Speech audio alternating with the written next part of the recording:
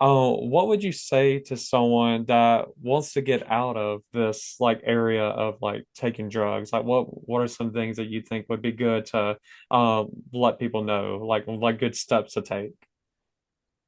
Alex probably has a better handle on this than I would, but from the perspective of seeing my aunt and knowing what I know now, I would just say probably the best thing is okay, let me say that let me word this a little bit different. From the family perspective side, let's go from that side on my end. Love them, love them, love them. Be there for them when they want to come out of it. If you're in it and you want to come out of it, find help, seek somebody, even if you walk into a random church and just find a random pastor and be like, hey, I'm in this situation and I need out. Do you have anybody that can help me? That's one thing. Alex mentioned celebrate recovery. That's something that our church has been able to be a part of, and it it's amazing to see the people you, people who are embracing their struggles and walking through them and doing the work and putting in the work to help themselves get better. So just from the family side of it, encouragement, love them where they are, compassion, no judgment, no condemnation, because we're all children of, well, we're all image bearers of God. Make sure I say that right. We are all image bearers of God, created by God. And we need to remember that when we see people who are struggling in different ways than we are, because just because we're not struggling with drugs doesn't mean we're not struggling in some other way.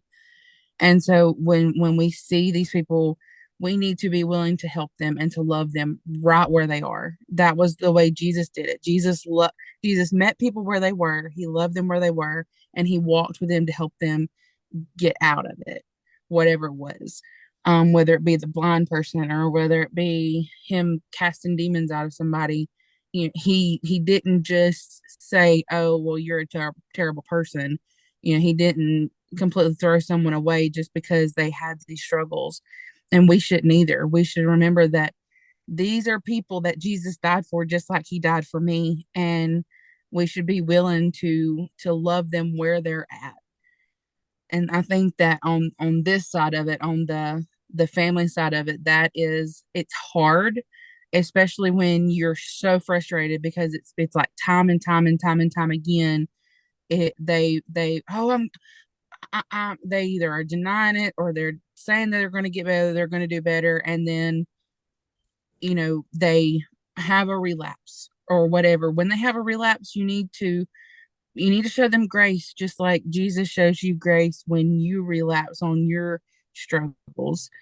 So I think that on the family side of that, that would be the biggest thing. I think is just to love them where they're at and encourage them and walk with them through it instead of just throwing them away like they're nothing.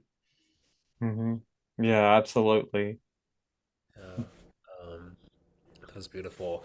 Um, as a I guess on the opposite side, on the user abuser side of it, I guess the best advice I could give is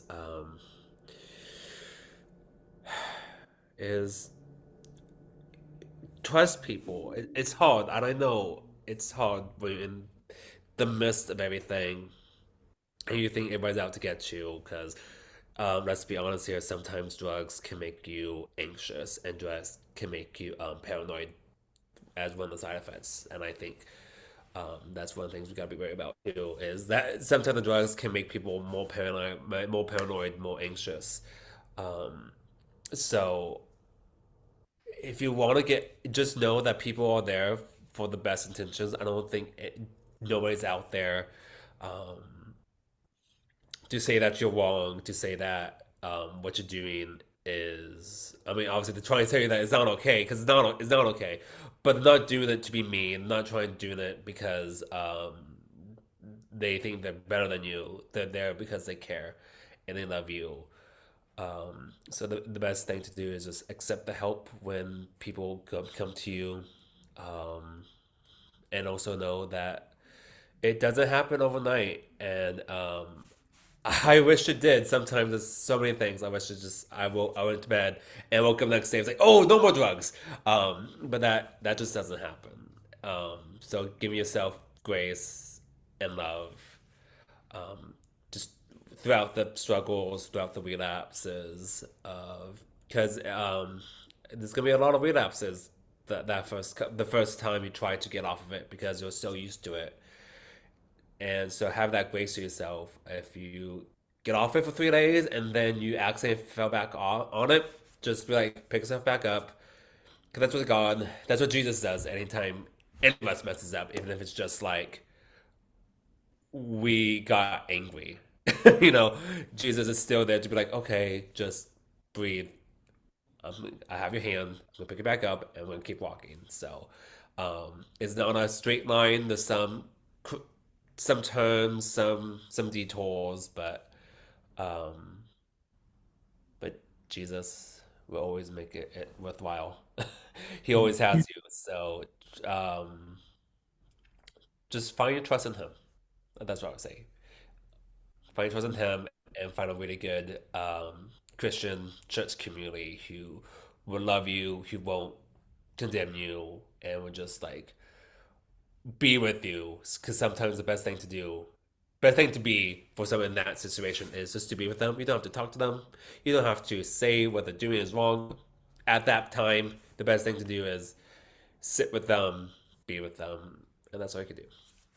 Yeah, absolutely. And I don't really have much input to put into both of these because I think y'all both explained it perfectly as far as the addict side and the family loved one side. So I definitely appreciate both of your input regarding that. But one final, I guess, or a couple of final thoughts that I have before we end this episode is just kind of adding on to what both of y'all said. Like as far as the addict side, just I think one big thing is just admitting that you have a problem is like the big start of your journey to recovery. So yeah, admitting that you have a problem and like trying to find a program that you can get into to surround yourself with people that are rooting for you to win. Don't surround yourself with a bad crowd that is going to try to tear you down, and definitely just accept help like Alex said. So that's definitely a big thing out of this, and just continue to stay strong and give yourself grace in those moments that you do slip. So that's definitely key. And then when it comes to the family and loved one side, just to kind of add on what Caitlyn was saying, just continue to be compassionate toward those people and show that unconditional love to people, and don't give up on people so quick, even if it takes months, like with Alex saying that it took him 6, 7 months to kind of, get the ball rolling, consistently. So, just, continue to be patient with people, continue to love them.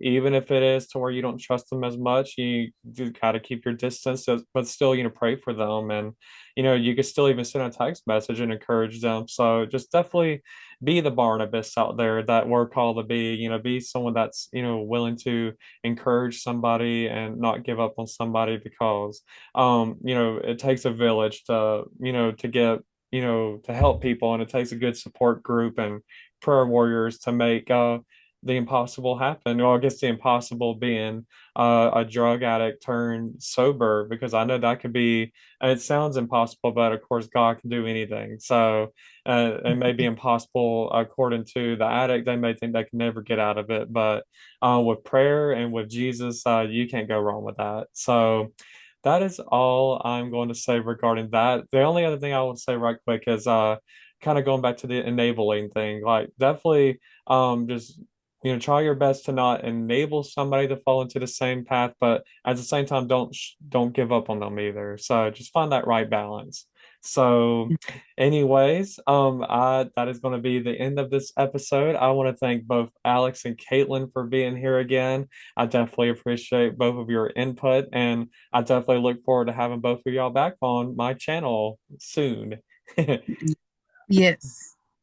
So, anyways, everybody, if you enjoyed this video, whether you're watching it or whether you are listening to my podcast as well on the podcast streaming platforms, I definitely would appreciate your support on either way. So, thank you in advance, and you can definitely subscribe to my channel on YouTube, or you can also follow me on my Instagram page, Not Your Average Joel. So I appreciate the support either way. So whether you're a guest or a listener, definitely thank you. So, anyways, everybody, I hope you have a good rest of your day, and I will see y'all on the next episode of Not Your Average Joel. Bye.